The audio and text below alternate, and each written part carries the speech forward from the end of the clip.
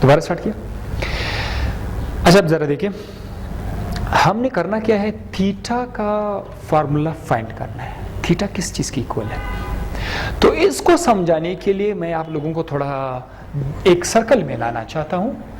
ये हमारे पास एक दायरा है, इस दायरे में ये उसका सेंटर है और यहाँ से लेकर ये उसका रेडियस है।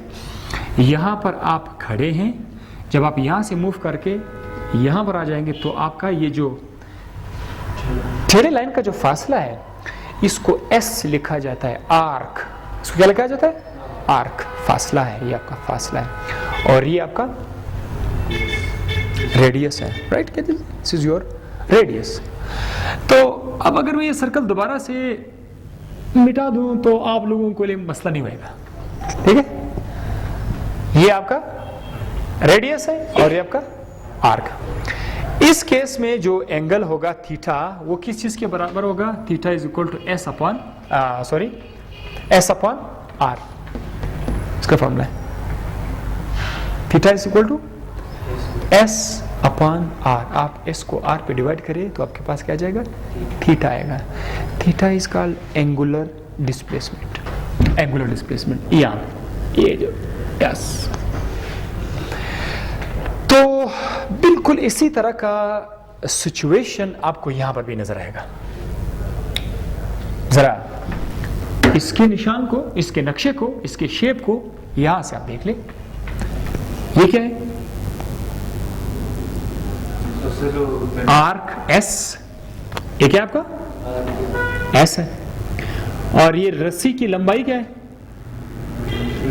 रेडियस आर है ना। वैसे तो इसको लेंथ से शो करते हैं ना हम लोग, कैसे शो करते हैं, लेंथ एल।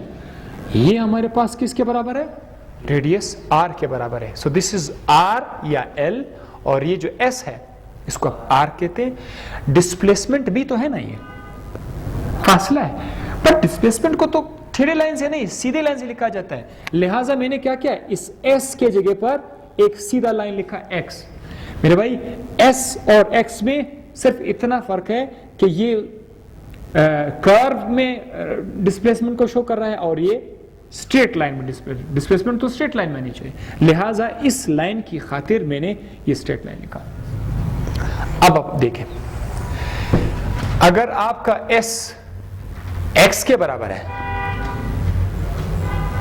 और आपका रेडियस एल के बराबर है, तो इस फॉर्मूले में हम एस की जगह क्या लिखेंगे, एक्स लिखेंगे, आर की जगह एल लिखेंगे। Theta is equal to x upon l. ये आपके पास फॉर्मूला आ गया। अब ये जो वैल्यू है इसको हम लोग इधर पुट करते हैं इस इक्वेशन में। चलो आप इस बता दें, इक्वेशन नंबर 3 आपके पास आ गया। थीटा की जगह हम लोग क्या पुट करते हैं, वैल्यू पुट करते हैं। So A is equal to minus G, theta की जगह क्या लिखा, एक्स अपॉन एल। एक्स क्या है, बॉब ने जो फासला तय किया डिस्प्लेसमेंट। एल क्या है, रस्सी की लंबाई। पेंडुलम के केस में रेडियस नहीं बोलना चाहिए, पेंडुलम का लेंथ। अब बताओ जी कांस्टेंट है या नहीं,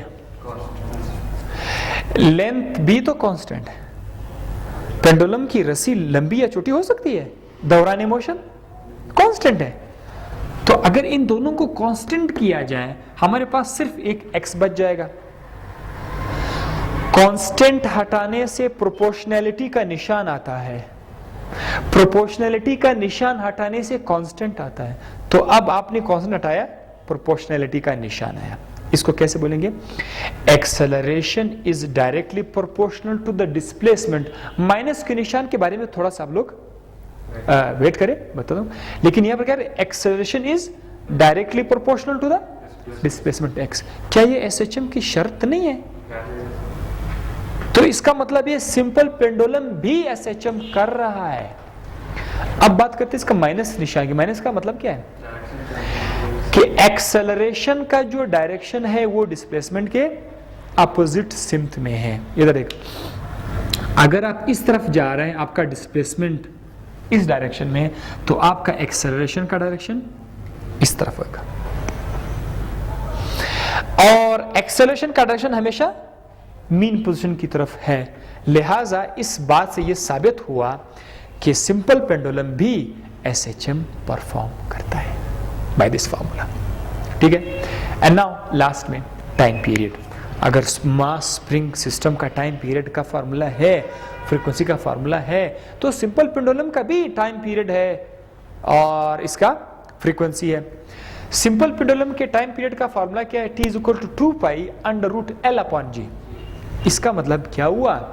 इधर बहुत कुछ छुपा हुआ है कि सिंपल पेंडुलम का टाइम पीरियड धागे की लंबाई पे डिपेंड करता है और धागे के साथ जो छोटा सा गेंद आपने लटकाया हुआ है उसके वजन पे नहीं। कभी कभी एमसीक्यूज आते हैं परेशान करने वाले एमसीक्यूज कि भाई अगर वो धागे के से जो बॉब लटक रहा है, अगर उसके वजन को डबल या ट्रिपल किया जाए तो टाइम पीरियड क्या होगा? हम लोग टाइम पीरियड को कुछ नहीं होगा। क्यों?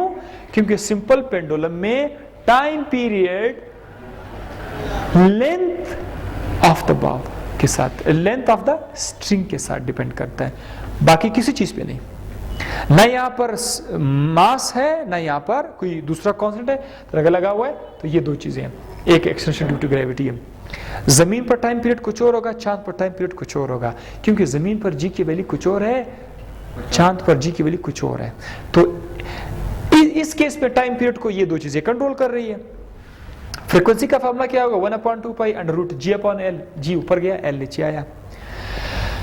सिंपल पेंडुलम का इस्तेमाल किया है एक्सेलरेशन ड्यू टू ग्रेविटी का जो फार्मूला है, वैल्यू है 9.8 मीटर पर सेकंड स्क्वायर। ये हम लोग बड़े अच्छे तरीके से मालूम कर सकते हैं by the help of simple pendulum.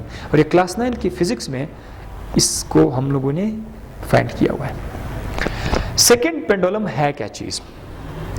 एक ऐसा पेंडुलम जो एक चक्कर 2 सेकंड में कंप्लीट करता है, एक मुकम्मल चक्कर 2 सेकंड में। अपने एक एक्सट्रीम से दूसरे एक्सट्रीम पे गया, दोबारा अपनी पहले एक्सट्रीम पर आ गया, इधर इतनी कितना टाइम लिया? 2 सेकंड है। ऐसे पेंडुलम का नाम है सेकेंड पेंडुलम, जिसका टाइम पीरियड 2 सेकंड। इसके साथ ही आप लोग वीडियो पॉज करें और दोबारा आप देख सकते हैं।